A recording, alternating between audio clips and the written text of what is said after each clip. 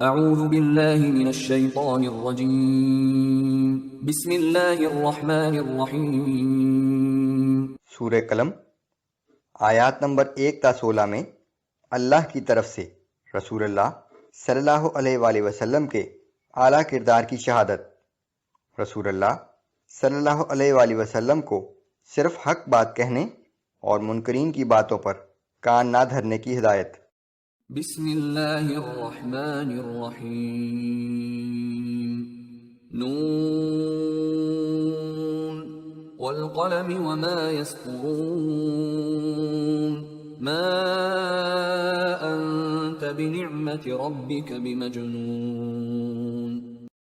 نون قسم ہے قلم کی اور اس چیز کی جو وہ لکھتے ہیں کہ آپ اپنے رب کے فضل سے مجنون نہیں ہیں۔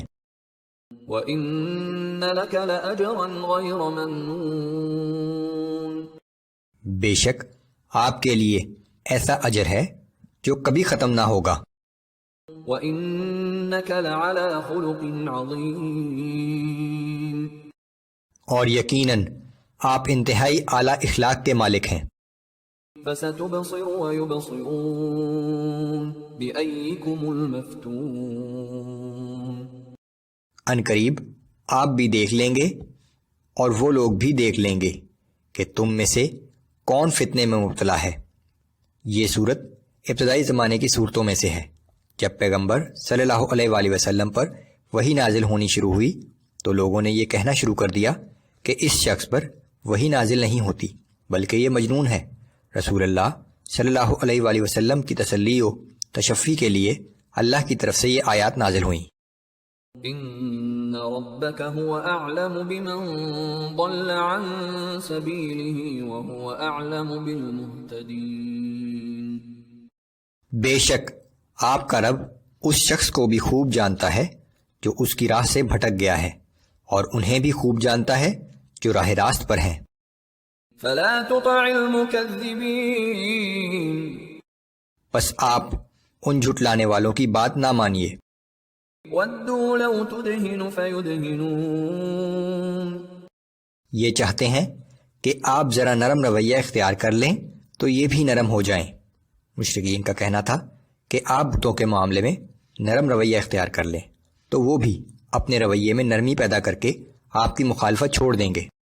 ولا تطع كل حلاف مہین ہماز مشاء بنمیم، آپ کسی ایسے شخص کا کہنا نہ مانیں جو بہت زیادہ قسمیں کھانے والا اور ذلیل ہے، تانے دیتا ہے اور چولیاں کھاتا پھرتا ہے۔ مناع للخیر معتد اثیم عتل بعد ذلك زنیم، لوگوں کو بھلائی سے روکتا ہے، ظلم و زیادتی میں حد سے گزر جانے والا ہے، سخت گناہ گار اور تند خو ہے، اور ان سب کے علاوہ بد اصل بھی ہے۔ ان كان ذا مال وبنین، اس کی سرکشی صرف اس لیے ہے کہ وہ مالدار اور صاحب اولاد ہے۔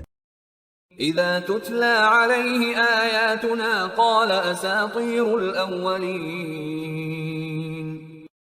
جب اس کے سامنے ہماری آیات پڑھ کر سنائی جاتی ہیں تو کہتا ہے کہ یہ تو پچھلے لوگوں کی جھوٹی کہانیاں ہیں۔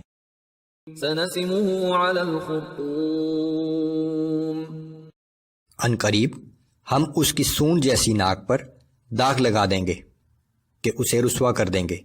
کوئی ایسا شخص جو رسول اللہ صلی اللہ علیہ وآلہ وسلم کی مخالفت میں بہت آگے نکل گیا تھا، اس کا نام لیے بغیر اس کی ایسی تصویر کشی کر دی گئی ہے کہ ہر شخص اسے پہچان سکتا تھا۔